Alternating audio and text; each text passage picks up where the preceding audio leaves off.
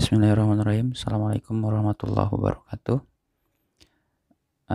Kali ini kita akan membahas tentang bayat Aqobah. Di sini ada dua bagian, bayat Aqobah pertama dan kedua, tapi kita akan coba gabungkan dua peristiwa ini. Karena setelah bayat Aqobah ini akan terjadi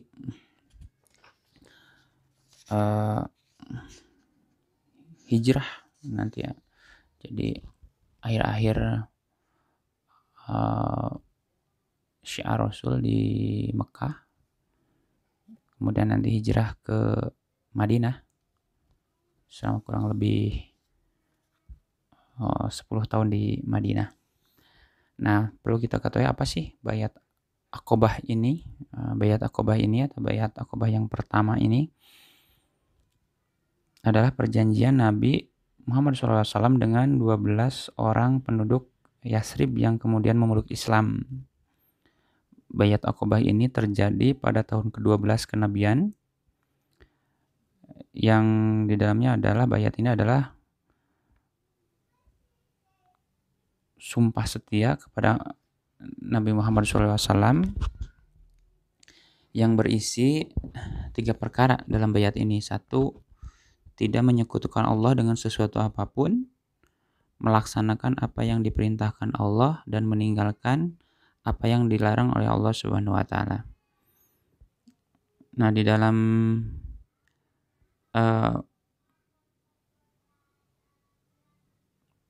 secara umum bayat ini merupakan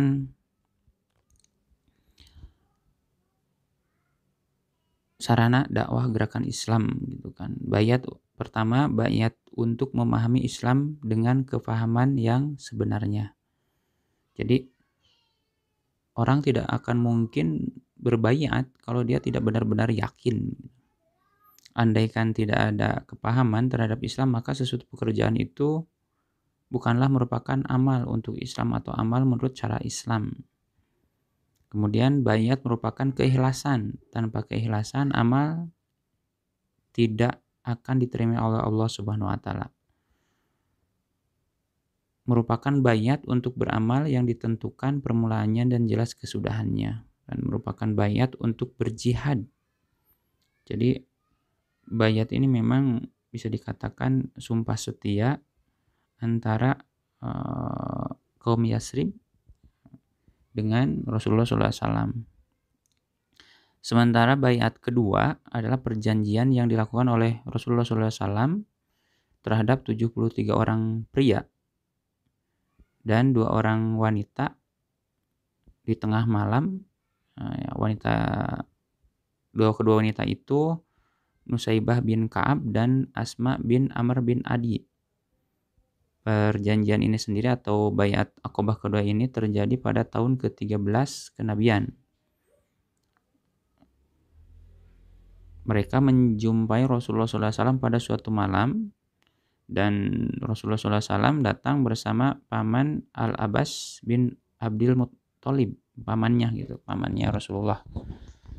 Ketika itu Al-Abbas masih musyrik, hanya saja ia ingin meminta jaminan keamanan bagi keponakannya Rasulullah SAW kepada orang-orang Yasrib itu. Ketika itu Al-Abbas adalah orang pertama yang angkat bicara, kemudian disusul oleh Rasulullah SAW yang membacakan beberapa ayat Al-Quran dan menyerukan tentang Islam.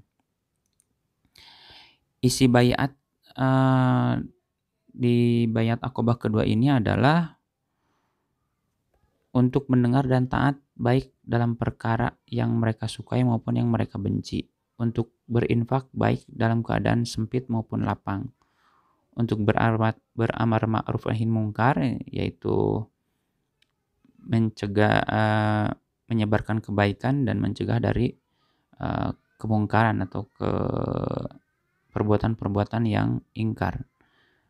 Kemudian isi bayat Aqobah kedua ini adalah agar mereka tidak terpengaruh celaan orang-orang yang mencela di jalan Allah, dan yang terakhir agar mereka melindungi Muhammad SAW sebagaimana mereka melindungi wanita-wanita dan anak-anak mereka sendiri. Jadi di baiat kedua ini mereka bersumpah berbaiat pada Rasulullah, selain juga mensyiarkan agama Islam, tapi juga mereka bersumpah untuk melindungi Rasulullah SAW sebagaimana mereka melindungi anak-anak dan istrinya.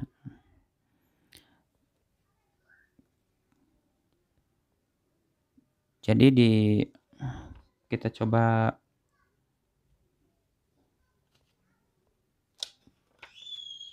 runut kejadiannya. Tadi merupakan gambaran awal pertama ya. Jadi kalau di baiat Aqabah pertama itu ada 12 orang yang berbaiat pada Rasulullah, di mana di antaranya dari 12 orang ini 5 orang ini adalah di antaranya orang Yasrib yang masuk Islam ketika Rasulullah menyebarkan Islam di Mekah di periode penyebaran Islam waktu tahun ke-10 kenabian. Dan 12 orang lagi itu ada 7 orang lagi maksudnya dari 12 orang, karena kan 5 orang itu adalah yang pertama-tama masuk Islam gitu kan. Yang 7 orang lagi adalah Muaz bin Haris dari Hajraj, ini semua dari Hajraj gitu ya. Nah, kecuali ada 2 orang yang dari 7 orang ini adalah dari Aus. Ada Dakwan bin Abdul Qais, Ubadah bin As-Samit, Yazid bin Sa'labah, Al-Abbas bin Ubadah, dan 2 orang dari Aus ini adalah Abdul Haisam bin Ataihan dari Bani Abdul Asyihal dari Aus, dan Uwaim bin Sa'idah dari Bani Amr bin Auf dari Aus juga.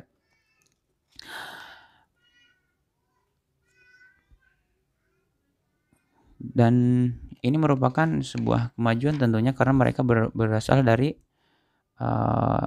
Yasrib di kota Madinah. Jadi setelah baiat itu sudah terlaksana secara sempurna dan musim haji juga selesai. Jadi mereka dibaiat itu di musim haji ketika mereka berhaji ke kota Makkah. Maka beliau mengirim duta yang pertama ke Yasrib bersama-sama dengan mereka. Jadi Rasulullah mengirim duta untuk katakanlah tangan kanan Rasulullah untuk menyebarkan Islam di Yasrib bersama dengan 12 orang yang sudah berbaiat kepada Rasulullah untuk mengajarkan syariat-syariat Islam dan pengetahuan agama kepada orang-orang muslim di sana, sekaligus menyebarkan Islam di antara penduduk-penduduk yang masih musyrik. Tugas sebagai duta ini diserahkan kepada seorang pemuda Islam yang termasuk pendahulu masuk Islam, yaitu Mus'ab bin Umair al-Abdari. Dan luar biasa karena kepandaian Mus'ab ini, alhamdulillah dapat bisa dikatakan keberhasilan yang sangat memuaskan, karena banyak sekali penduduk dari Yasrib, kota Madinah ini yang memeluk Islam, dan nantinya ini akan berdampak pada nanti hijrahnya Rasulullah ke kota Madinah. Dan ini bagaimana Rasulullah disambut seperti memang seorang kepala negara atau yang diagungkan, yang dimuliakan, disambut bak pahlawan yang memang sudah ditunggu-tunggu bagaimana pembawa syariat ini datang ke kota Madinah. Kemudian di musim haji ke-13 dari nubuah, tepatnya pada bulan Juni 622 Masehi, yaitu lebih dari 70. Ya, tadi disampaikan di awal bahwa 73 orang Yasrib laki-laki dan 2 orang perempuan yang berbaiat pada Rasulullah. Mereka datang ke Mekah secara menjalin hubungan secara sembunyi-sembunyi dengan Rasulullah SAW yang akhirnya menghasilkan kesepakatan antara kedua belah pihak untuk berkumpul di sebuah bukit di Aqabah pada pertengahan hari Tasyrik atau tatkala melempar jumroh hari pertama setelah dari Mina. Agar pertemuan ini berjalan lancar harus dilakukan secara sembunyi-sembunyi pada malam hari yang gelap. Dan ini tentunya tidak diketahui oleh orang Quraisy gitu ya.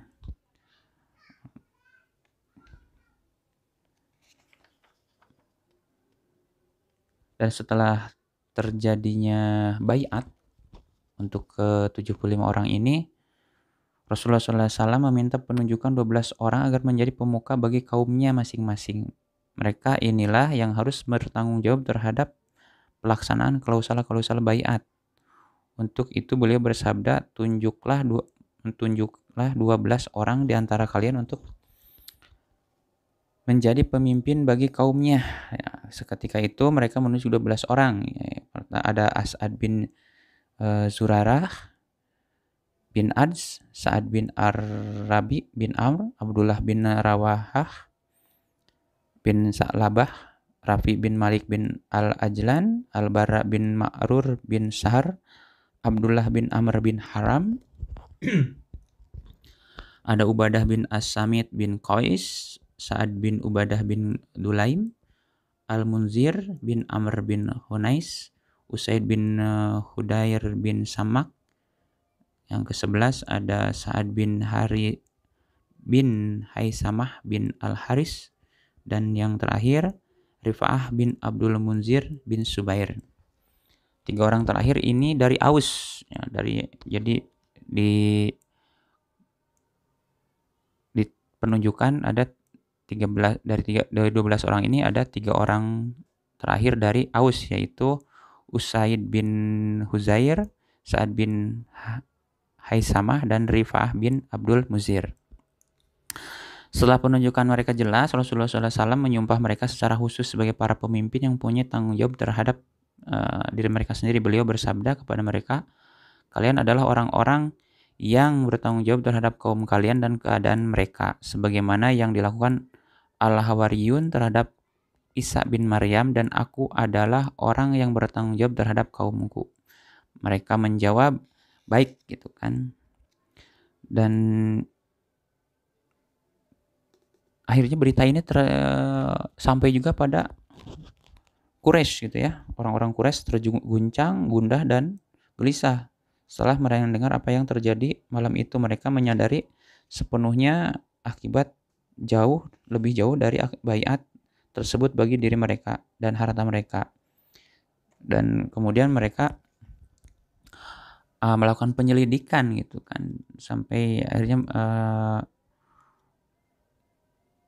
menunjuk utusan untuk pergi ke Yasrib untuk meminta kejelasan mengenai masalah ini. Namun tidak ada seorang pun yang mengaku bahwa peristiwa itu terjadi, sehingga akhirnya orang musyrik Quraisy ini, kafir Quraisy ini, utusan Quraisy ini tidak berhasil. Para utusan Quraisy kembali dengan membuat tanda tanya antara percaya dan tidak percaya gitu kan. Apakah peristiwa baiat Aqabah kedua ini benar-benar terjadi atau tidak. Begitulah kisah baiat Aqabah kedua yang juga dikenal dengan istilah baiat Aqabah Kubro. Demikian, terima kasih. Assalamualaikum warahmatullahi wabarakatuh.